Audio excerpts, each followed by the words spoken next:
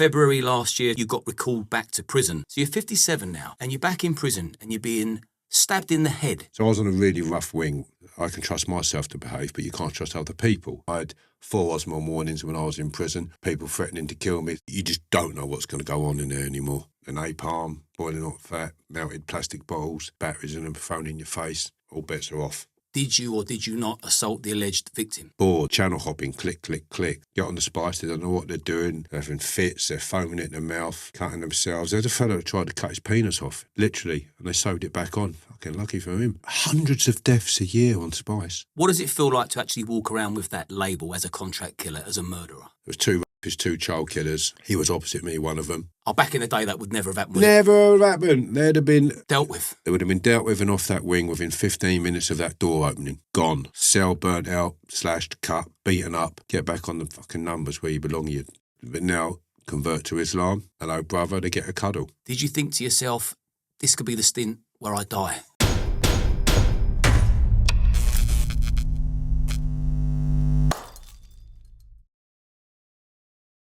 I want to say a quick thank you to our sponsors, Gold Seal. I use their products every single day, and now I finally get to work with them. I use their products for anti-inflammatory, reduced anxiety, better sleep, and mental clarity. I'm going to put a link to their website in the description, along with a 10% discount code for you to take advantage of. Go and have a look at their website, see if there's anything in there for you. I hope you enjoy this week's episode, and good health. Kev. Liam. Good to see you. Yeah, good to see you. Thank you for having me on. Well, thank you for coming on. Thank you for giving me the first interview since your most recent prison release. And we'll get straight into it. There'll be people that obviously are well aware who you are, and they're just waiting to hear about the last chapter of your life. But they'll also, for the people that maybe this is the first time they've heard your story, let's give us a little overview of your backstory. I mean, you was convicted and served 20 years in jail for murder, and you fought to overturn that conviction throughout the entire sentence. You've got a book out. I think anyone that's read the book, that's taken a deep dive into the case and the transcripts, all believe you're innocent. But let's bookmark that there and go back and give the audience that's just come on and not seen you before a bit of your backstory leading into the all the good you were putting into the community, which I don't think the establishment particularly liked, but give me your backstory. Okay, so I was convicted of contract killing murder in 1994. I've protested that conviction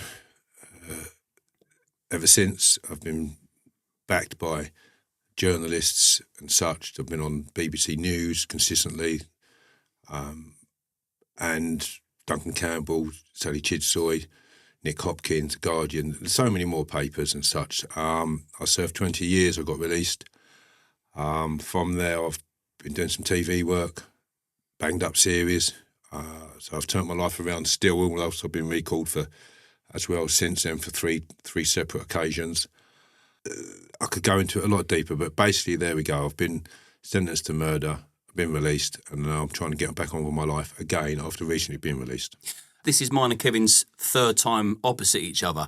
So the first interview covers that story in depth, but there's also a documentary you can find. Then our part 2 was the Restorative Justice part of your programme, which was volunteered by you. You wasn't forced to meet up with people that you had problems with in the past. You chose to make amends, meet people from your past that were victims, and you got a better understanding of, why you done what you done and what you thought he'd done. So just quickly summarise that as well. I did a restorative justice with somebody I kidnapped some years ago.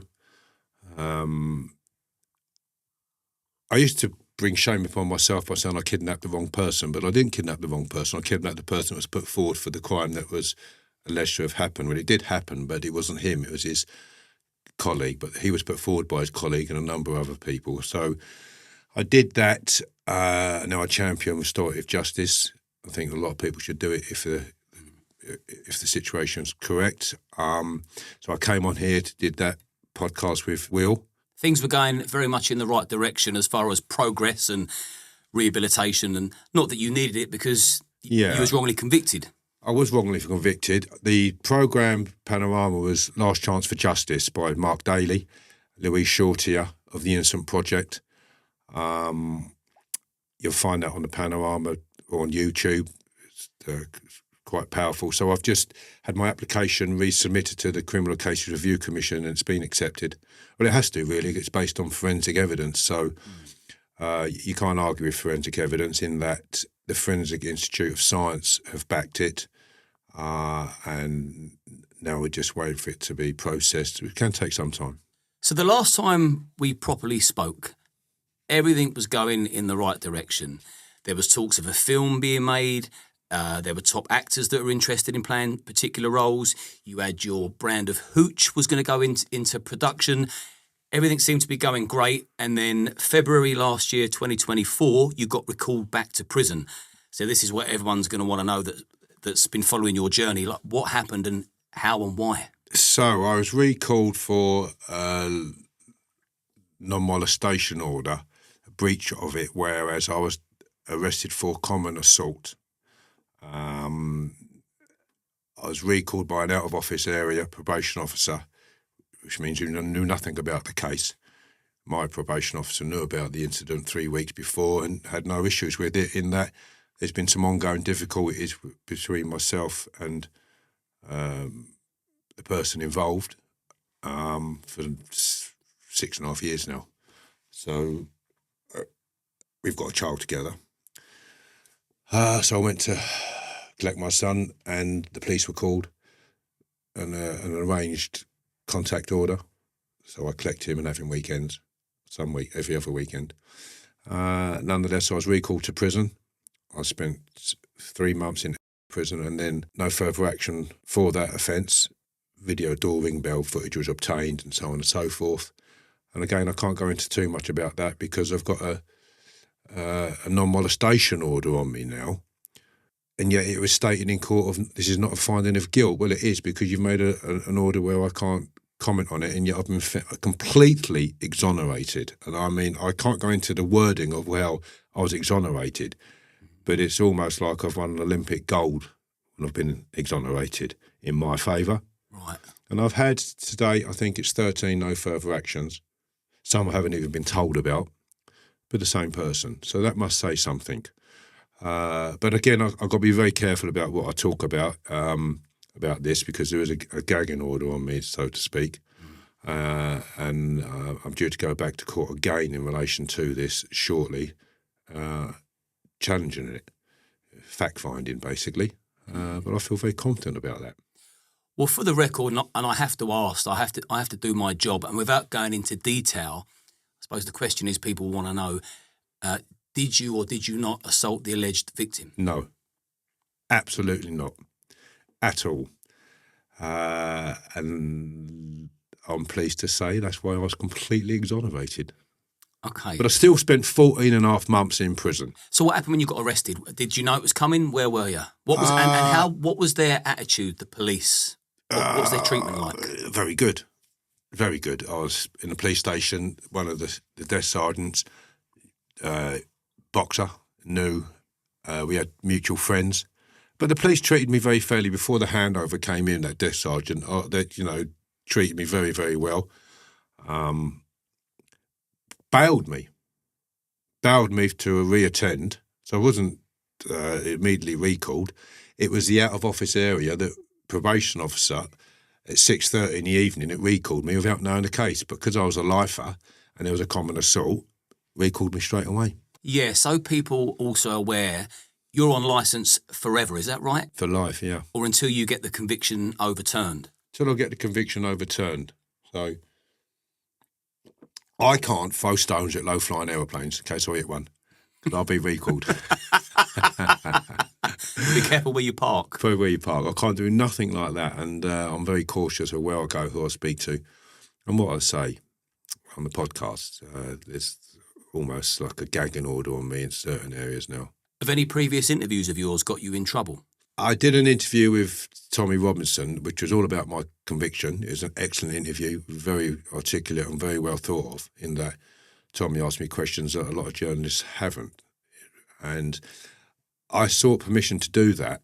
I wasn't given permission to do it. However, I continued with the interview on the basis that once you've we filmed it, my probation officer could view it and then decide if we could air it or not. But I got recalled, and in that time then it was shown. So my fault completely, and I did get into some hot water over that. What were their main concerns about that? I've seen that interview. You couldn't ask for a better journalistic approach. That I did it without permission. Okay, so it's still the whole you'll do what we say when we say kind of thing. Well, yeah, and the fact is you have to allow for the fact that you can't have prisoners just doing as they want because they see fit. These are the parameters that are set for your release, and you must abide by them. And I'm respectful of that, although sometimes I think they can be a little bit tight on me. But then again, my views don't come into consideration when there's other people's views, since in that you've got the deceased family and victims and so on and so forth. They've got their views and feelings, haven't they? They have, and I suppose it's important to remember that in the eyes of the law, you're still considered a contract killer. Yeah, and regardless of that, we've had police officers come forward, 2 serving, 2 non-serving. It was interviewed by the late 𝐸𝐿 Campbell, respected journalist who I have a lot of affection and admiration for, passed away recently. He interviewed the police officers. 𝐸𝐵𝐿𝐾𝐽, BBC Look East, former BBC Look East journalist, interviewed police officers, said he's innocent, as well as a number of other factors. So I'm in a strong position in that my conviction is heavily supported with evidence and professionals within the criminal justice system. Knowing that you didn't kill anybody, what does it feel like to actually walk around with that label as a contract killer, as a murderer? It's very difficult. You'll always be judged as a result of that conviction. And it does have it bears weight when it goes into the family court to say you're a convicted contract killer. However, I did have one judge turn around and said, you might be a convicted contract killer, but it doesn't mean you're not a good father. I couldn't believe it. I said, well, that's the first. Thank you very much. And I am a good father. So it does play heavily on you when you walk on the landings. Mind you, I served 20 years, didn't I, prior to that, so I was well known within the prison system. I think it's also important for me to interject with a little something here because, see, no one's off limits for me. I mean, I put this channel together, this podcast, so that I can speak to anyone and everyone, irrespective of how great or how bad they've done. But I wouldn't have someone back a second or a third time if I believed for 1 second that they was a murderer. One interview, that would do it. I don't need to build a relationship or a rapport. I've done the journalist thing, and it would end there. But I believe that you didn't do that, for the record. Thank you very much. I served a long time for something I didn't do. I had no TV for 20 years, and I've worked on my case day in, day out. I remember staff saying to me that they've never seen somebody work so hard as I did. I sent over 10,000 letters out. I mean, I've probably told you that before, but I've thought every letter I send out is a step nearer getting to the door. And my former boxing trainer, John Scott, said, you throw 100 punches, 99 a miss and 1 a land. I thought, well, I don't want to throw 99 if I'm in a tear-up, and they all miss. But the one that lands could be the knockout punch. And that's the basis I worked off of. And I said before that you've got a hell of an attitude. I mean, you got extreme fighting spirit. Go back to when you was arrested for this most recent stint. 14 months you've spent 14 and a in half. jail. So when you realised you was going to be recalled, you're going back to jail after spending 20 years in there. Did you ever think you would go back? Never. I've been recalled 3 times now. I received compensation for 1. I was recalled for a common assault, which I did do. There was mitigating factors why that took place. However, I still did throw the person. But I threw them. Some people might say it's justified what you took place, but I did throw that person. That person did a hell of a lot prior to me throwing them, and that was all on camera. But nonetheless, as a lifer, I lost control of my emotions, is how it was deemed, and I was recalled during COVID. So the 2-month sentence that I should have served, I did 14 and a half for that one. And then recalled, compensation. So I never thought I'd go back to prison again, in that I lead a very clean life. I steer away from places and people that may bring me into conflict or trouble. And in fact, the police intelligence report said there's zero intelligence on Lane. Lane goes to work. Great. However, I've ended up back in prison on 3 occasions. It destroyed me. I got on the Saturday, so I picked my son up. I was due to pick him up. I had an interview with Nana on GBN News that day. I was taking my little boy with me. He practices interviewing people on the tripod camera and such at home when I have him.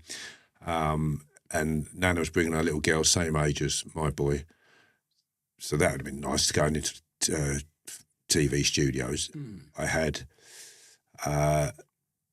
the following Friday, Saturday, I had an evening with Kevin Lane at Cambridge Country Club with Peter Fury, Matt Legg and Kenny Collins. So less than a week's time, it all got cancelled. Everything. And that was a sellout show. Yeah, let's hope you can pick that up where you left off, because everything was going very, very well. I know this personally, that things were going in the right direction, and it was. I think a lot of people that know you well, when they saw what happened, they all felt the pinch. It's like you try so hard, and I've said in previous interviews that if you hadn't have spent so many years in jail, I believe you would have gone on to be a CEO of a multi-million-pound business or an actor. I think you were destined for greatness. Thank you. You still are.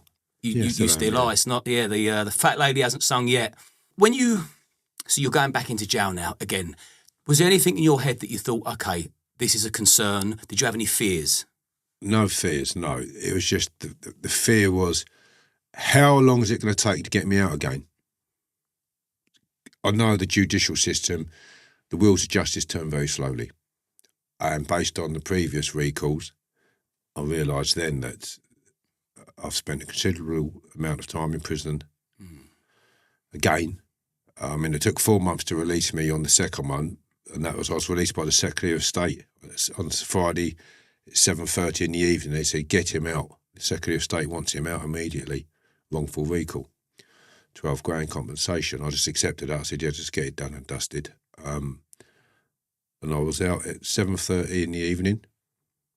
I got a cab to see a good friend of mine, 𝐬𝐲𝐫𝐿 in Bagshot Lee, former boxer, great friend of mine. I had to wait for him because I was being released to premises that Gary sorted out for me. Funny enough, I had to wait in a pub. Damn. And I went in there. And what was your first drink? Guinness and blackcurrant. And it was bought for me I sat with 3 old ladies in their 70s and 80s. And one of them was Gary's son's mother-in-law. She said, and I was chatting away to him, let's buy you a drink. I said, let me buy you a drink. No, we've got to buy you a drink, please. So anyway, I sat over a couple of Guinnesses with those ladies, and that was on a Friday night. All that arguing in the pub sounds like another common salt was on the... I know. I thought, what am I doing in a pub straight out of prison? Never. How did you get greeted in prison? Because on the outside, you'd become a celebrity, so everyone probably would have known you when you went back in there. I mean, even as a lifer, you made your mark in jail. Did you get treated as a hero, or did you feel like maybe I'm a target now? I was recognised more so this time than I had been before. In that the Banged Up series, the Teens and Cons, trying to stop children going into prison and such. It's you, innit? It's you. Where have I seen you before? Today I've done a bit of Bird. No, I've seen you. It's you, they would say. And I said, yeah, it is. Yeah, all right, mate, how you doing? Thanks for showing out to me. That was something, and a lot of staff. Yeah, how were you treated in there this time? I was treated really well, the answer to that. I got moved to prisons. I was on one landing that was called, it was quite rough. There's a lot of knives, a lot of problems on there. And people are getting held up in prison now. They're getting stuck up for the watch on their arm, canteen, or whatever they want out of your cell, or they want you to do, or what they can get out of you, or so they can torture you, or get money transferred from a bank account into another account. That goes on wildly in there. So I was on a really rough wing, but I was really well received. Yeah. Did you witness any bullying in there? Because I'll tell you why I asked that, because years ago, when the world was very different, certainly the UK, they'd be more inclined to glamorise crime, and they'd be more inclined to glamorise prison. You had films like McVicker and all the sort of Porridge was a programme, Scum, The Borstal. So sort of prison was glamorised, but I think less and less now so because it's become more severe. I mean, you tell me if I've got that wrong. Prisons are a terrible place now. I don't care what prison you're doing timing. You might do time in a private prison that cater for their tenants far greater. There's far more facilities, greater facilities, but they're understaffed and sometimes they've been in the game that long. But there's a lot of violence, massive amounts of violence. You've got drugs in there, weapons. So let me give you an idea. These drones that people are using all the time, what would you use a drone for, really? You think we use a drone for drugs, telephones? I was in a prison where 20 knives were brought in by a drone at the cost of £2,000. 9 of them were flick knives. That's across the board. Do not think that is not happening in high security prisons, which it is. There's quite a few prisons that have been on the news. I was on the news for about drones and epidemic and whether it's or there's all prisons, every prison in this country is suffering as a result of drones. And that suffering is in many ways. So I recall these knives coming in and I said to this young kid, gang kid, I said, "Oh, young guns, come here. What the fucking hell is the matter with you lot? I heard you got a load of fucking knives in. Everyone knows." "Yeah," he goes, "it's the power." The power. I said, "Well, say that when you've got a 20 wrapped around your bollocks." All right? The power. You're a good kid, I said. Like, give your head a shake, will you? Do these kids realise that they're one plunge away from getting a life sentence? It amazes me. I mean, knife crime's off the Richter scale, and I think surely it must enter their brains that if you stab that person in the wrong place, which is probable, very, very likely, that's the rest of your life in jail. Absolutely. Is it because they're fearless, stupid, dumbed down? Age. It's age. They are so stupid. They're not stupid. They are caught up in the gang-related difficulties where they've got a knife, they pull a knife out on someone. Oh, okay. You have a homemade knife, of course. Yeah. But the fact you've got a pointed blade, click, the stigma around it, or stigma, but not stigma, but I'd say the gangster glorifiedness of it is terrible now in the system, and that's what they're caught up with, unfortunately, and they need to get away from that. Did you see some of that postcode violence and gang wars in this time round? Terribly so. I was down in healthcare one day, and this kid, he's looking at the door, and I was down there with a pal of mine called Slim. Right good pal of mine. Done a lot of bird. And he's looking at the board, and my mate said, "Hey," so he said, "You keep looking at the door for?" He said, "You expecting someone to come through that door?" He said, "No, he's looking at that door in case someone does come through that door." Yeah. And he was just down at the healthcare for an appointment with the dentist, whoever he was. But that's what it's like now. When they move around the prison system, whether it's on the walkways or wherever they're going, who are they going to bump into? From what postcode? They have to keep them separated now. Simply the reason being because of the wars, postcode wars. What about the demographic? Has that changed, or what's the predominant? Black. Mostly black. More so than whites? Some wings, there's all black wings now. Some in High Down, one wing was all African, Jamaican. And they bring a different type of prison system in that. Look, Slim's black, my pal, but a lot of the young gangs, a lot of the young lads, they cohabit together on the streets in a different way than you'd say we do. They've got different likes. They go to a barber shop and hang out in a barber shop. Get my drift? They've got cultural differences, but they're noisier. And with the noisier and the street crime comes into the prison system as well. So what they were committing on the street, they then commit in prison, which is the robbery, the taxing, the postcode wars. And they're caught up in that cycle. But behind that, you take that kid in front of his mum. "Okay, mum, yes, mum, no, thank you, mum. No, I'm okay, mum." You put him in prison. What'll go on? What you say? Are you listening? You don't talk like that in front of your mum. But in the prison, you talk differently. And being a white guy in there, was you, or any white guy for that matter in there, is there any racial tension, I suppose, is the best question? There is racial tension. I don't have that problem because I like people for being decent. If they're good in the art, then I like them. I don't care where they're from or what colour they are. That stands out about me.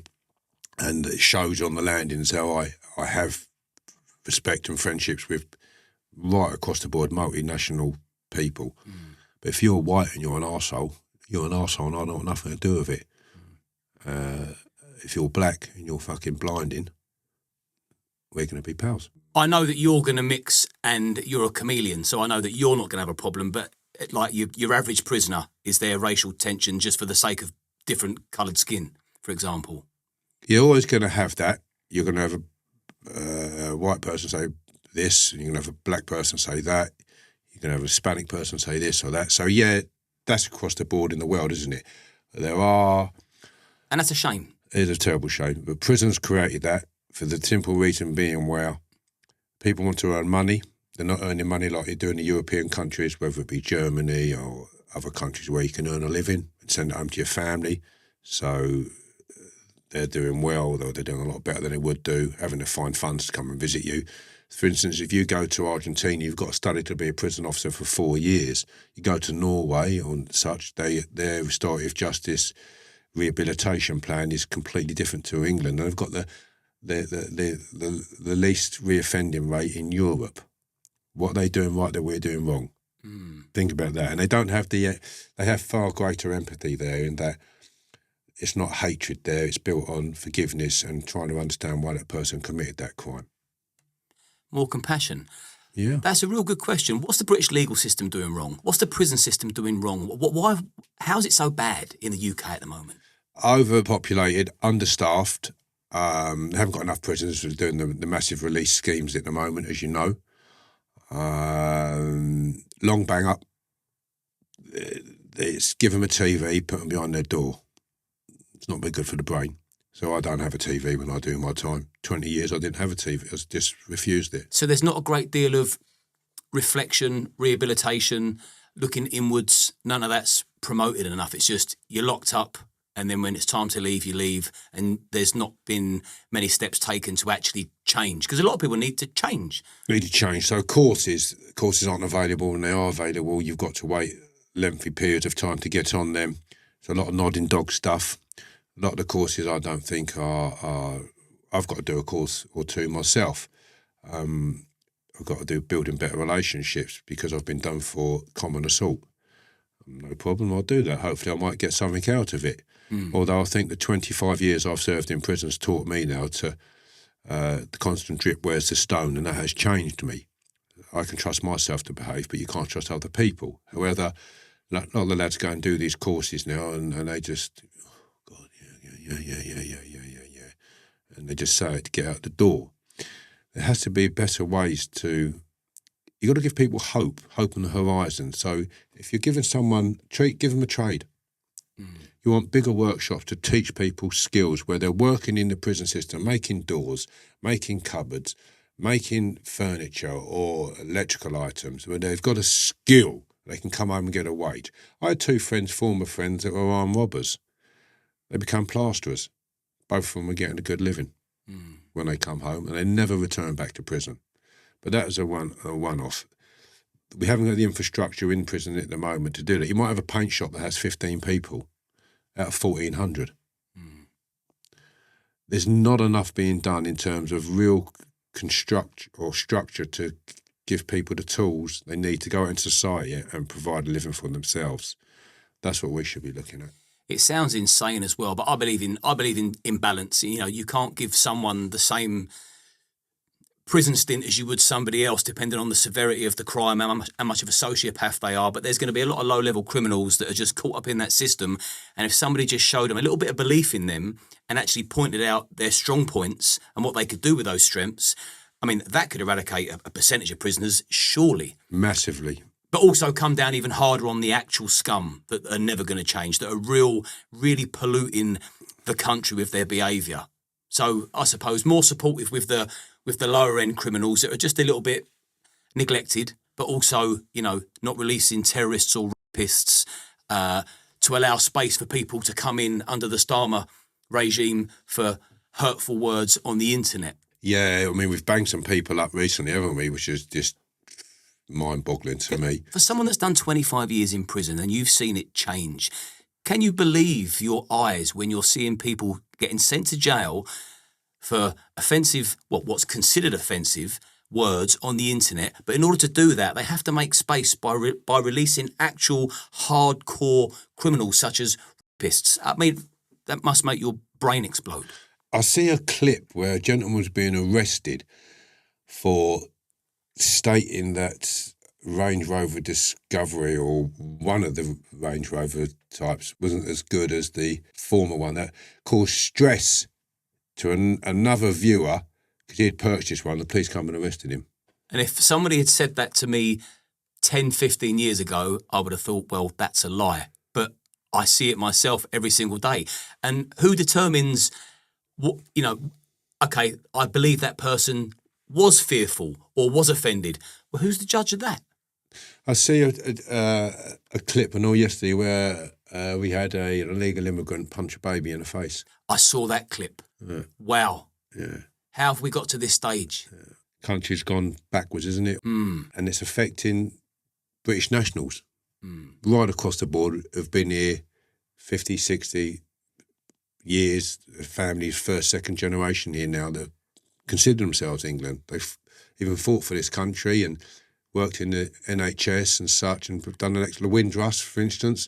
My pal's part of the Windrush, one of my best pals. But look how successful the Windrush was. Oh, excellent. Excellent. Still friends of ours, all that generation that come over. Ah, excellent.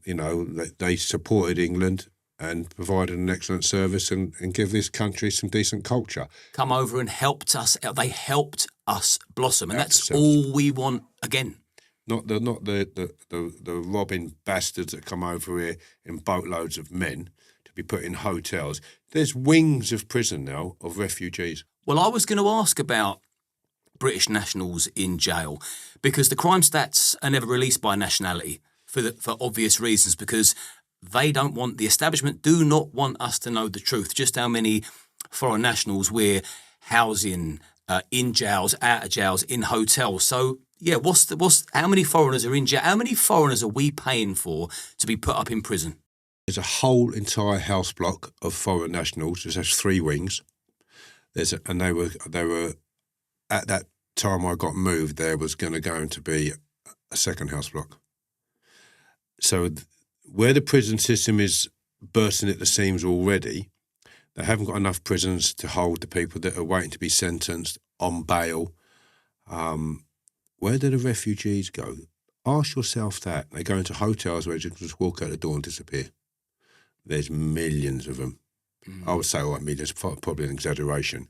You look at the figures of what came into the country last year and the year before, those figures mount up to hundreds of thousands, do they not? That's without the ones that haven't been caught. It's certainly unmanageable and dangerous. Unmanageable and dangerous, and the cost at that as well. Unmanageable, dangerous, and really unfair to people that are out there busting their balls to earn a crust, to pay tax, to pay for that. No wonder we're so angry. If you look at how the nation's going, the nation are very upset, whether you're living in a council estate or living in a private gated community. It has to be felt across the board that they think that the security on the channel isn't what it should be, and that we're letting people in that was going to cost us money, where they should just be turned around and sent straight back. I was due to do a documentary where I was travelling from Syria or Somalia. And this was based on, just before I got recalled, I was in discussion about that. And it was to show the British citizens why people are leaving these war-torn countries and coming to England.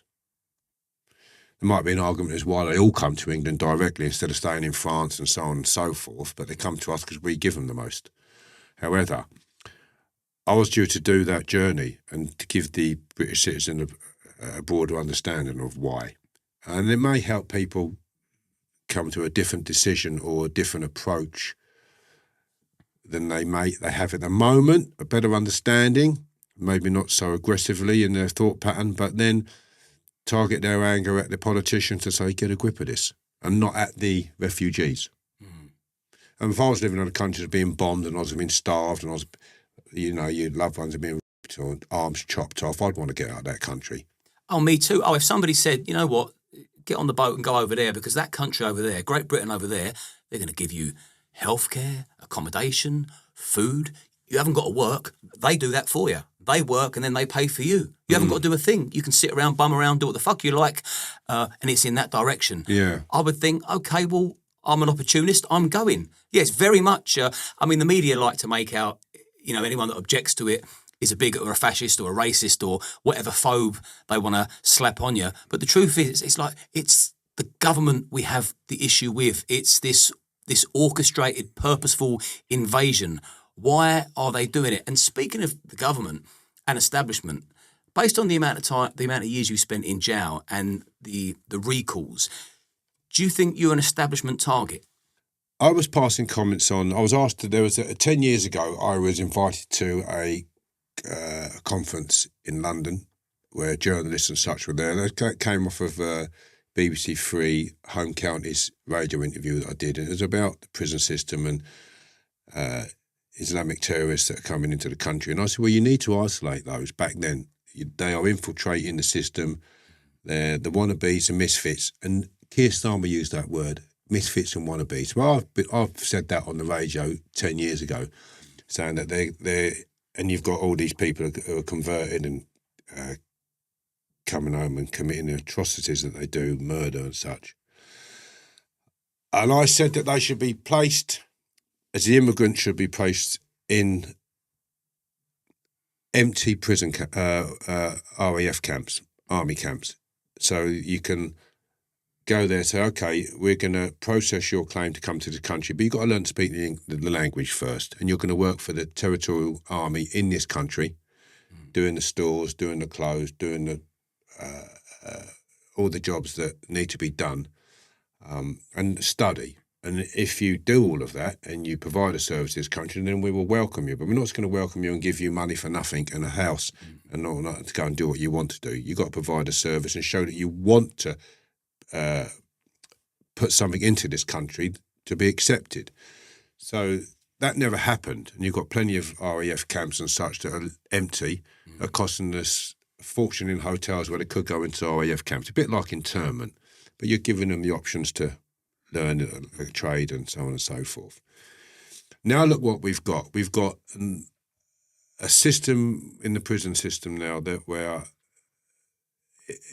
people convert for the power, manipulating the system, and that has a massive impact on the system where staff have difficulty controlling it now. The most atrocious crimes, the napalm, boiling hot fat, melted plastic bottles, batteries in them, phone in your face. That I never ever see that until we had the terrorists come. Say terrorists, I've got friends that are classed as terrorists that are freedom fighters, IRA, paramilitaries on both sides fighting for what their beliefs are. But they never brought in napalm into the prison system. When they come into the prison system, all bets are off.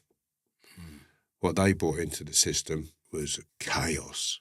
And was that noticeable the last stint it was in there? Yeah, massively. And who's running the jails at the moment? Or who appears to be running the jails? Who's in charge? Staff are, say, running it. They get banged up. They're not in control of it as they once was because it's just chaos. You've got kids cutting themselves all the time. There was a lad that couldn't be held in the block because of his mental health conditions, but he could go on the wing and smoke spice every single day, walk around like a zombie, put him in the block, he cuts himself, put him back on the wing, you can't put him in the block. I mean, that's crazy. Where's it all gone now? Reduce the sentences, that's what they should do. Take away the TVs, make people read, write, listen to the radio, read a book. Yeah, learn. Learn. You can't come out without learning something. Some people are getting released that can't even write their name, can't even spell. Well, you're not going to be released until you can read a form. You can read, unless you've got extreme dyslexia problems, but you need to understand what you're reading. Someone serves your notice, you don't know what you're signing. You have to have some form of responsibility for yourself to take care of yourself. And I just think that there's other ways to help people. At the moment, staff are battling uphill to control prisons. There's a lot of bang up in there now. because they haven't got the staff. So there's no even association. Long stints of bang up, which bring what? It just breeds drugs. Lads get bored. They're channel hopping, click, click, click. Well, I'll tell you what, I'll take some spice. Terrible drug. Just to clock out. To clock out. Mark Howard brought in the drug testing in 1995. And with that, people went from puff to heroin, from heroin to spice, because spice wasn't detectable at the time. There used to be times where you'd have a bit of rocky, solid puff on the table, people smoking it. I can't mention the governor's name now, but the governor said, I wish they was all smoking that solid. Never any problems. People are calm, chilled and happy. Get on the spice, they don't know what they're doing. They're having fits, they're foaming it in their mouth, cutting themselves. There's a fellow that tried to cut his penis off. Off his head on spice? On spice, literally. And they sewed it back on. Fucking lucky for him. Well, yeah, and if anybody watching or listening has never seen somebody that's taken spice, I mean, it's easily found on YouTube, but check it out. You've never seen anybody in that kind of state under the influence of anything else. Not in my existence have I seen effects like that. Frightening. There's hundreds of deaths a year on spice. Hundreds of deaths. I can't remember before that how many people would die in prison. It would be a hanging or suicide here and there. But again, it wasn't rife. 250 odd deaths last year, I believe, on spice. More. Check the figures out. But the Inside Times and the Converse papers, it lists where there's deaths. And it's prison, there's 2 pages of it, or one full page. Death, death, death, death, death, death, death, death, death, death, death. What's going on? Well, speaking of death in jail, when you consider the fact that it's possible that you're an establishment target, when you got recalled last time, your last stint in jail, did you think to yourself, this could be the stint where I die? I always think that. I always think, like, who's coming through the door? Prison creates that, created it more so for me this time. You just don't know what's going to go on in there anymore. And I'm a different generation now. New generations in there, they're living their lives on the landings different to how I lived before. So I had a rapist opposite me, Reading rapist. They took some young girls away, and tortured them, shot them through the mouth, left them for dead. I think they were 15 years old, the girls. He was opposite me, one of them. Couldn't believe it. There was 2 rapists, 2 child killers. That was pretty much the norm. And fancy mixing someone like you with someone like them? I'd never used to mix with them before when I was in high security or any prison. I just wouldn't have just putting you so close to each other as if there's common ground there. You should be kept completely separate. Like you say, they need people that commit crimes like that, they need to be isolated. I was shocked to see the amount of people that was eating with them, going in their cell, sharing times with them. Oh, back in the day, that would never have happened. Never have happened. They'd have been dealt with. They would have been dealt with and off that wing within 15 minutes of that door opening. Gone. Cell burnt out, slashed, cut, beaten up. Get back on the fucking numbers where you belong, you filthy animal. Yeah, animal. But now, convert to Islam. Hello, brother, they get a cuddle. Is that still going on? Convert or get hurt? Yeah, it's disgusting. I used to see lads having it with this Reading rapist, and it's just a shock, man. I said, did your mum know you're mixing with him? Did your sisters know you're mixing with him? And I remember someone, they were chatting away, and I said, would you invite him around your house for dinner when you get out? It's just disgusting. Well, this behaviour has become so frequent that now they're sort of getting a green light in jail because it's so common now that people don't see it as despicable as it actually is and as it was once perceived by the old traditional villains. Let's just look upon this collectively. There was a lad, I'm not going to name his name. I've done a lot of time with him. He was having it with one of this rapist. He said, Kevin, it's the child killer I don't like, it's the rape I don't mind. Oh, that's... I stopped talking to him. Stopped talking to him immediately. It's frightening to think the amount of people that wouldn't have taken that stance just would have accepted it and carried on sort of chatting to him on a daily basis. I read in the Daily Express, and now I don't know what your conditions are, what you're allowed to say and not to say, so if I'm overstepping the mark, just squash the question completely. But jail. The Daily Express reported that you had a fight in there with Now, I remember from our first interview that he was your co-defendant. Are you allowed to talk about that? I've also had an eyewitness contact me at the time it happened, so I kind of know what happened, but I've not heard it from your mouth, and I don't know if I'm allowed to hear it from your mouth. So I was due to be released. I can talk about it around the issue because it's still an ongoing issue at the moment. Shall I tell you what I heard? Yeah, go on then. Because I don't want you to get in trouble, and also I don't want to get in trouble. But the Daily Express reported the fact that there was a fight and you got moved, and it was your co-D, and someone on the wing has sent me messages to say that they witnessed it once they got released. So it's a little while after it happened, but I heard that he was stabbing you in the head, and you soon spun it round and got the better of him. Okay. Bear in mind this is all on camera. Camera footage has, some of it is no longer available. I was told I was going to be released imminently any day, but in the meantime you're moving to... I objected, and I would never do that. I needed to get home to my family. I didn't need to be going to a prison where there was a conflict of interest. I raised the issue with staff, generally, not because I had any concerns, but I just didn't want to stay in prison any longer for something that I've lived with now for 20-odd years. I was transferred to... said, no, you've got to go, no problem. Told staff there, shouldn't be here. Yeah, shouldn't be here. Put me on the landing. Next morning when I exercised, I was called to reception. They said, you'll be called first thing in the morning to reception. 5 of us. I was tannoyed about 5 times on my way to reception. I was plunged a number of times. I have to be very careful what I say here because I know what happened, and I know if I had have done what I normally do or have done for many years in prison and say did what I'm pretty good at doing with my hands, things would have been considerably different. So what I did was I took some shots, and then it's self-defense, isn't it? Mm. The puncture wounds were denied, although I was taken to healthcare, and they said, you've got some puncture wounds to your body. I answered, I don't know. You've been in a fight, I don't know. So all I said, I don't know to everything. Staff turned around and said, we don't get many of you no more.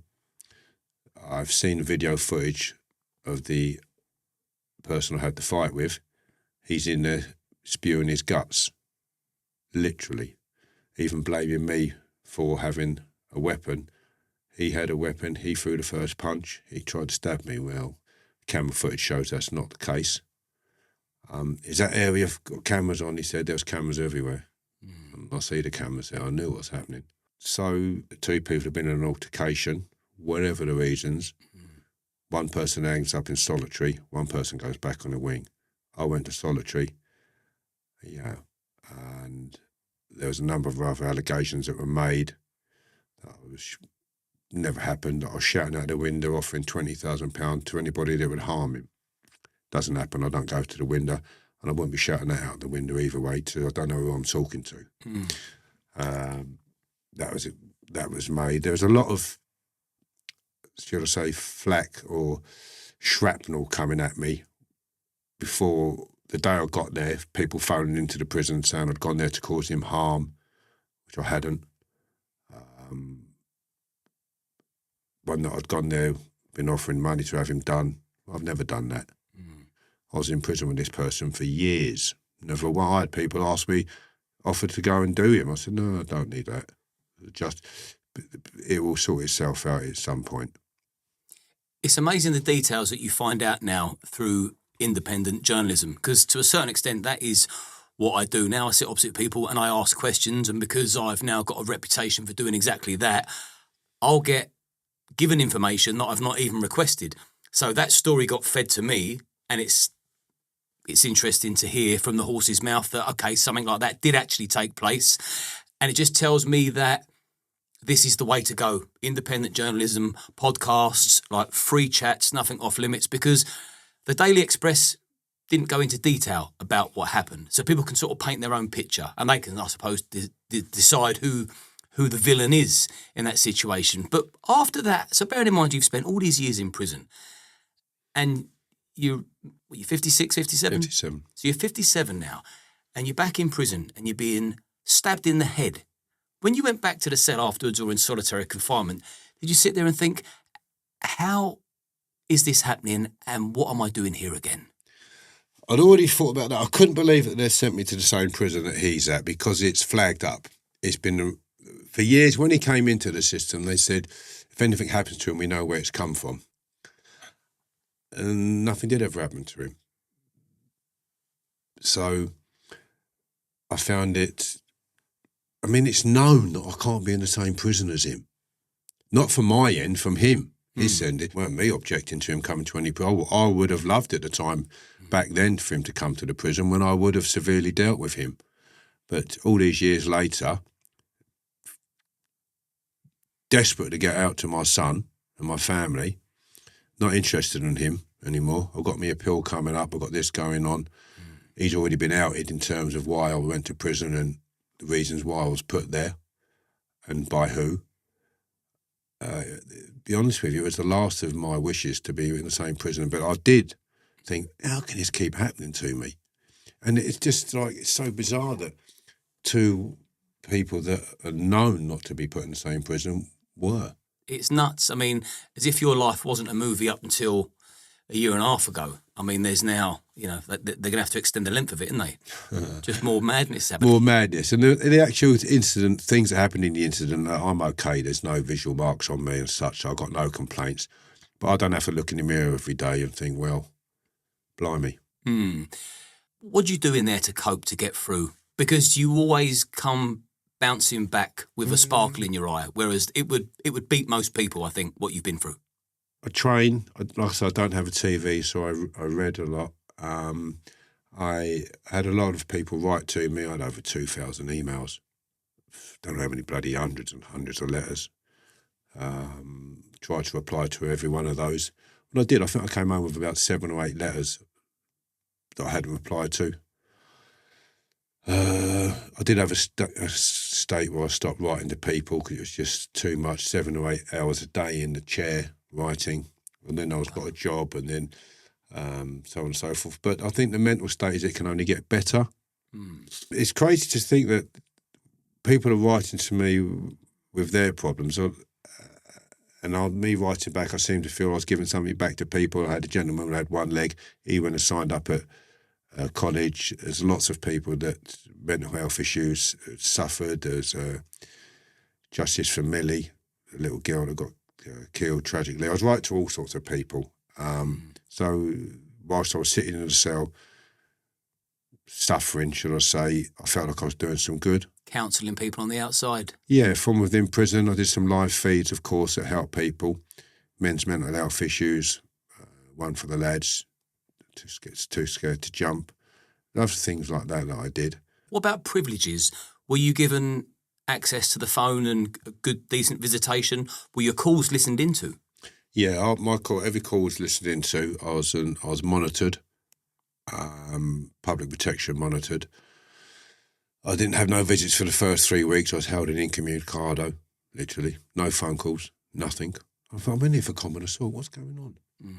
I couldn't really work that out. Being treated in a manner that was crazy, really, for the offence. But again, it comes down to maybe my previous, in terms of I was triple category A before. A lot of people still don't think that happens, but look it up on the internet, it does happen. It's exceptional risk, triple category A. You get high risk, double category A, and single category A.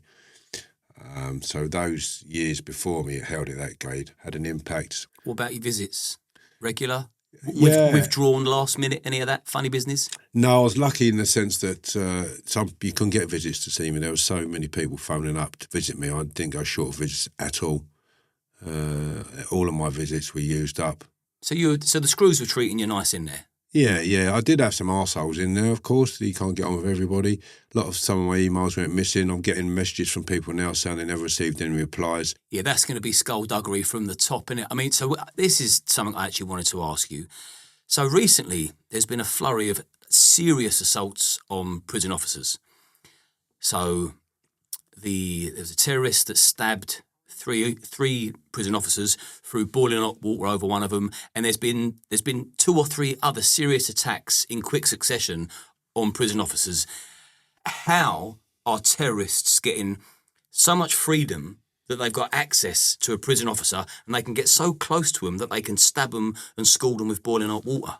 They need to toughen up in the prison system. In that a lot of the lads in prison might like what I'm saying about this, but take away the privileges in that, reduce the sentences. Terrorists who are going to use certain ways of attacking people, then they should be held in a certain way.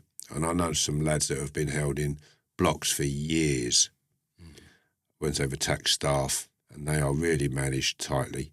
However, they shouldn't be selling oils. If you can't sell oils, they're getting butter. If they can't get butter, they're melting bottles, like I said.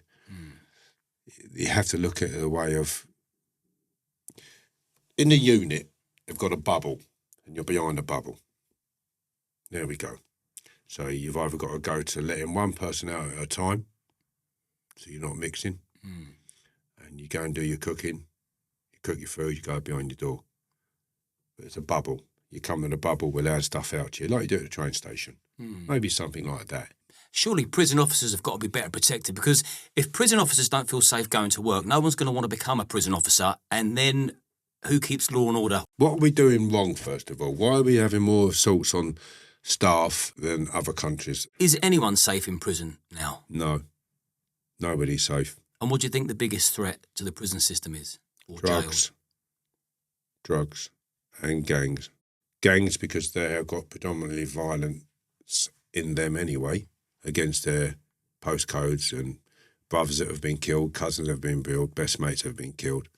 They come in, see the fella that's done it, that type of carry on. Drugs because they're off their tits all the time. No fear of consequence? No fear of consequence. They got, what life have they got? It's all they know. They take prison as part of the course. Stab someone, carry a knife, take away the knives off of the streets is what they want to do. Really, why can you buy all these zombie knives still? And what are they doing about it, really? It's not really doing enough about it. What is a flick knife for? What's the purpose of a flick knife? Why are the bloody things even made? Why are they even allowed to be on sale in this country? It should be for the army. Let them have a flick knife. It's a weapon that can be concealed in that manner. They have lock knives and such, I think the army do. But why should a civilian want a flick knife or a zombie knife? Give me a justified reason for that. It's a very purposeful weapon, isn't it? It's not for chopping onions. There we go, plunging. Just you don't need them in society. They're a menace. They cause harm, sadness, destroy families' lives. There should be a law in this country, get rid of any knife that is not for cooking and cleaning. And if you're caught with a knife on the street that is a knife to be used in the kitchen, you are going to go to prison. Bear that in mind.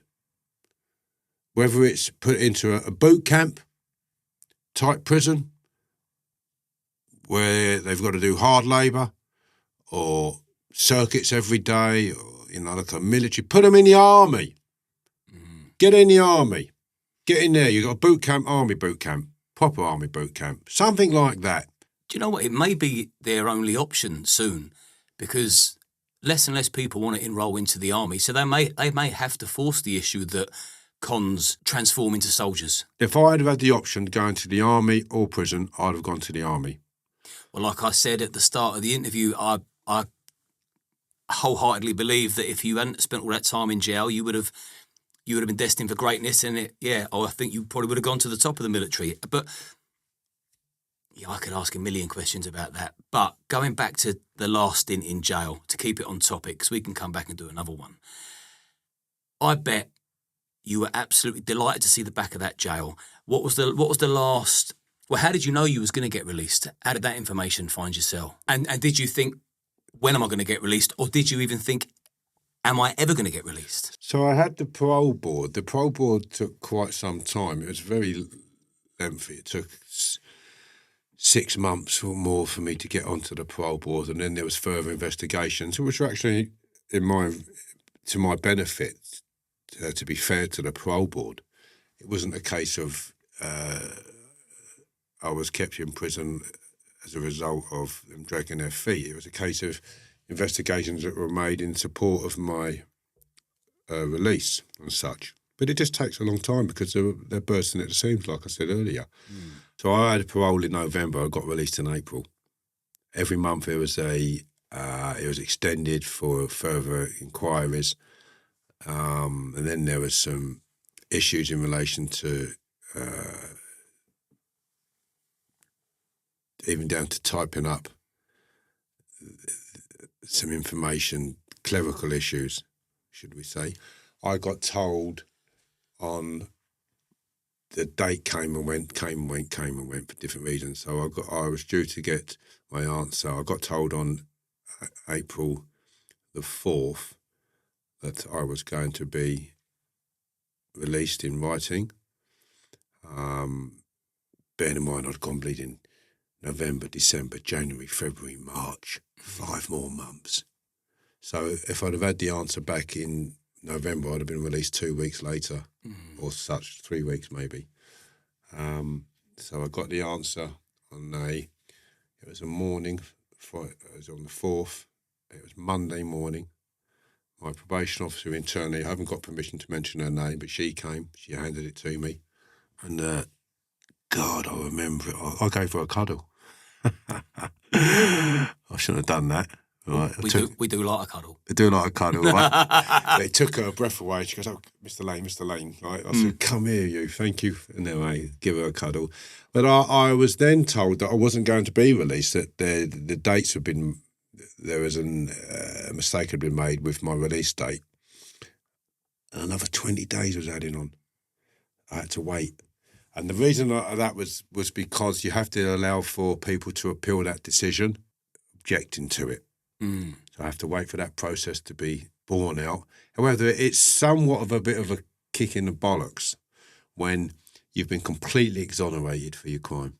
Completely exonerated, literally. In one of the reports, he said, I can't go into too many details, but he said, "This is not the case at all," was written. And I was dragged across the coals in my parole hearing. They don't do these things lightly. 6.5 hour hearing, giving it to me. I had a detective inspector, another lady, another 2 ladies on there, and there was a detective inspector on Zoom there to provide evidence and question me, if wished, for common assault. Every police constabulary in the country was contacted in relation to any information they may have had on me, why I was receiving Osmond warnings. Am I mixing with criminals? That is why I'm receiving Osmond warnings. They wanted to know why I was receiving them and who they were coming from, which was established. It's quite well known why I get my Osmond warnings, threats to life, threats to kill me. I've had them since I was in prison. I had 4 Osmond warnings when I was in prison, people threatening to kill me. Have you got any contracts out on your head at the moment? Yeah, I've got loads, yeah. There will always be the same contract from the same person. Right. My book, Fitted Up and Fighting Back, highlights why I was convicted, and that some people would like that to be shut up. They would like me to be shut up, but they can't. Yeah, so in your opinion, the threats to life that you still receive, are they credible? Yeah, credible, yeah. I had a member of the Sikh community come to see me.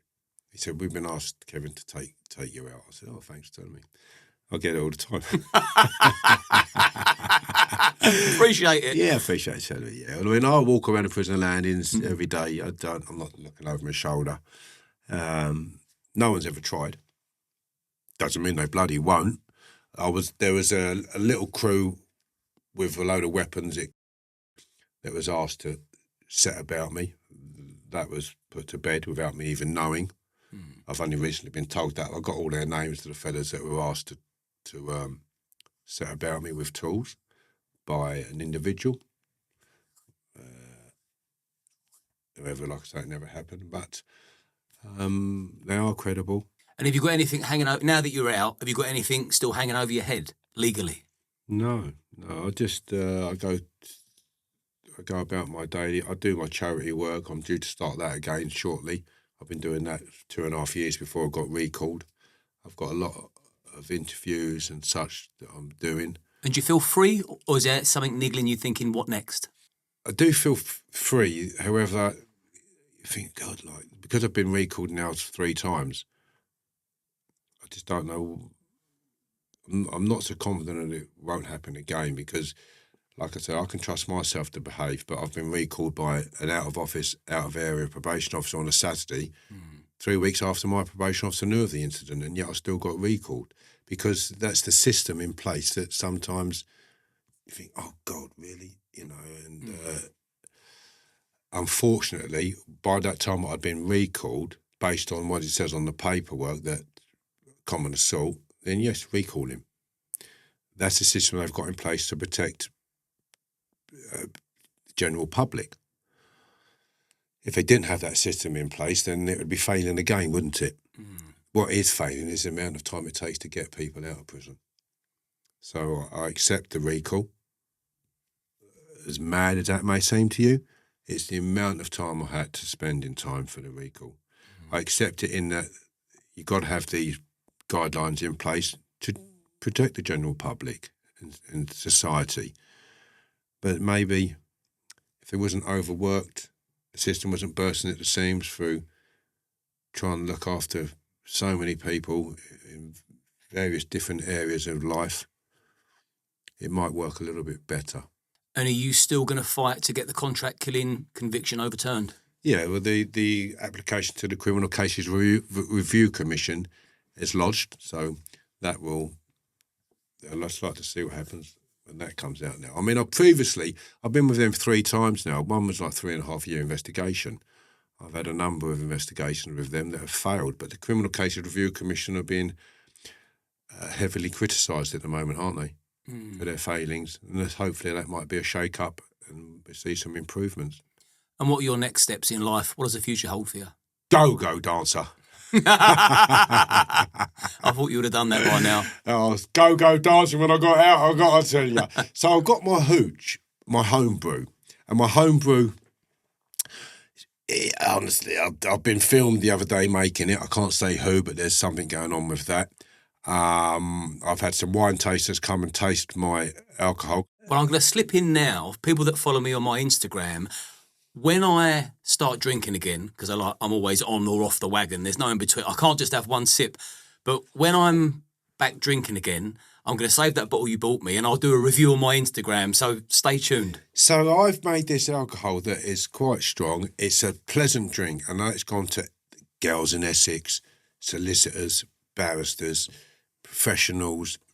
I've given a bottle this week. I'm going to give a bottle to a checkout assistant in Tesco's. Right, nice gentleman, got chatting to him. Would you like a taste of the treat? He said, yeah. So I had a wine taster come to me and he's doing all that. He arrived just before 3. He left just after 9. He said, that's a flagship drink, he said. Shit-faced. He was Lago. He took 2 bottles with him. I had a producer come over to see me in a week. Took 6 bottles from the BBC. Said to me, that is the best effing drink I've drank in months. I've made something that it's palatable and it's really enjoyable, looks nice, tastes nice. So although it's like paint strip of some of the stuff they drink in now, but mine's been made with pure ingredients. I'd just like to mention Chris Hazel. He's been helping me with that because whilst I was away, he made a batch to how I make it and was talking him through it on the phone. Never done it before in his life. And there's videos of you online actually making the hooch, isn't there? People can find that. Yeah, that's it. So, but in the meantime, Chris made it under my supervision exactly how I made it. And I couldn't have made it better myself. He's made it as good as I make it. And that's where we're at the moment. So my product is being made. I'm in discussion with a number of breweries. And I've got a number of meetings coming up still. I've had one. I've got some more coming up. I just wanted to mention Riebeck. They're a brewery up in Yorkshire with Ben and his colleagues, as well as a number of others. So, yeah, it's been really well received. And it's important to remember that because obviously this is our third time together, but you were famous in prison for your hooch. I'm a master brewer. Yeah. I am. And you could come to my parties if you dressed up and we went and had a drink. We're going to have a few dances and that was in prison. So it stemmed from prison. My first hooch drink was made of Marmite. Oh, it tasted like shit. Alcoholic Bovril. Hey, I'll get a Bovril. I'd tell you, I'd never drunk it again. I said, no, I'd rather not have a drink. I do make a nice drink. So I've got the 𝐬𝐻 going. I'm not sure what we're going to call it yet. TV appearances, still the film? Yeah, the film's in the background. The film's in the background. As I've been approached again with a number of people. I've got a meeting coming up in a few weeks' time in London.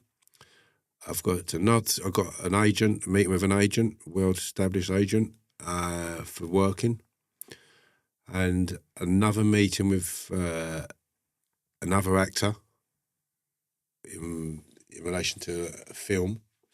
So we're going to have a look at the film that's been written still, where that is. It's been sitting on the shelf now because I've been in prison. And we'll see where that goes. I cannot wait for the day 𝐾𝐨𝐬 life story is made into a full-length feature film with good actors in there, because it's a hell of a journey. Any final messages, any final shout-outs, anything else you want to say to box this off? We've lost Duncan Campbell and Brian Memmott recently. Two great characters that sadly missed. I'm going to be putting up some tributes to Brian on my socials soon. I've just done Duncan, and I'm just thinking of the families and the loved ones that are deeply missed. I'd like to thank all the supporters who wrote to me regularly and supported me. People that sent me money to get by the campaign, because I didn't get legal aid to challenge my court appearances, so that was all self-funded by people. For the family court especially. I look to be doing a lot more in restorative work, restorative justice, charity work. I'm off to London today. I might have some news soon. There's a lad called Archie. He's boxing in the London Championships. I'm going to support him, and I might be helping him with his training soon. And that's basically it, really. I don't want to go into too much. Well, do you know what? I was in a final, my final word on this lovely encounter we've had. It's good to see you again, mate. Thank you. I was in my gym changing room yesterday, and someone spotted me. They watched the channel. They asked me a question. I won't say what the question is, but it led me to mentioning you. And then they sung your praises, and they know who you're training. Small world, considering you live miles apart.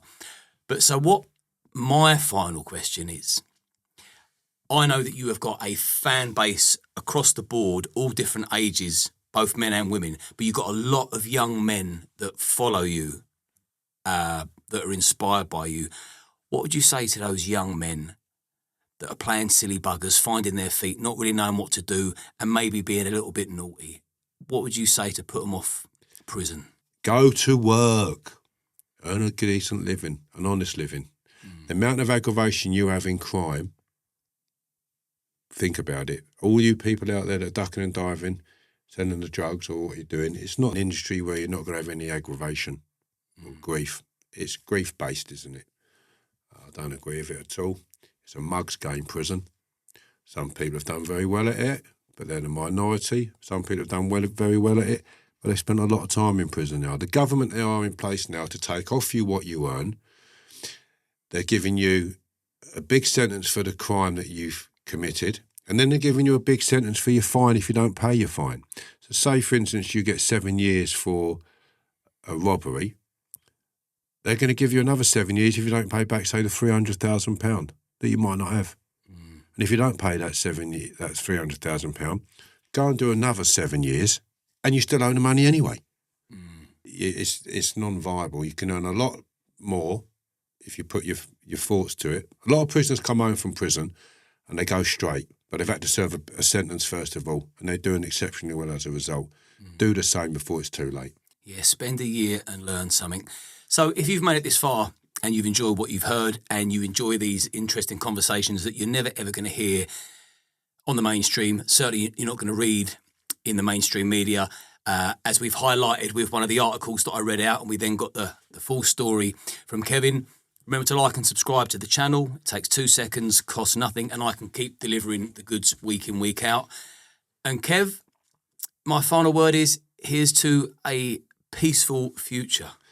Yes, thank you very much. It costs nothing to smile, makes you feel good. If I've been a little bit reserved today, folks, it's just because this is my first. I think Liam's done an excellent interview. I've given it to you as it was. I would like to give you more detail, but the handcuffs are on me as we speak. But watch this space. I'm sure Liam will do well with this. I hope he does. I just enjoyed the time spent. Yeah, it's Good a help, first. brother. Thank you very much. Cheers, mate. Cheers, buddy.